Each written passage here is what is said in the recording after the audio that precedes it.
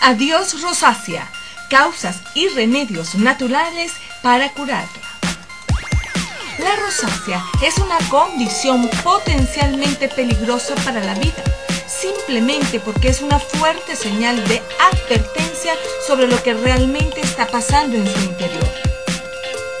Su piel está tratando de decirle algo. Incluso el acné es un problema interno que la piel expresa, ya que le está diciendo que existen problemas hormonales o alimenticios. Otra manifestación de la piel que podemos incluir acá son los abscesos. Ellos nos indican cuando salen que en el cuerpo existe un foco infeccioso. Y prueba de ello es que cuando usted inicia el tratamiento como antibióticos, inmediatamente comienza a brotar el pus. El hecho es que la piel es el órgano más grande del cuerpo y siempre revelará el verdadero estado de su condición de salud interna. Es un espía con voz. Por ejemplo, si alguien tiene anemia, su piel se tornará un poco gris o amarilla.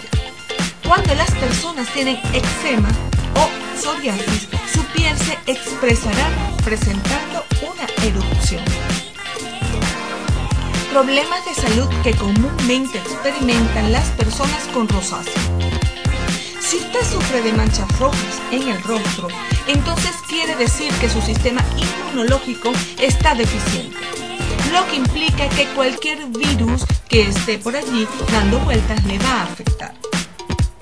También es factible que tenga sensibilidades múltiples para los alimentos, por lo que sus niveles de energía no están en sus indicadores normales. Así que, para decirlo sin rodeos, cuando note que aparece este enrojecimiento en la piel, vaya al médico a realizarse los exámenes de rigor.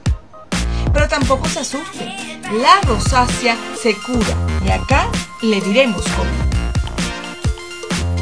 Visita nuestra página y encuentra todos los consejos necesarios para erradicar esta peligrosa y antiestética enfermedad y logra una hermosa y saludable piel en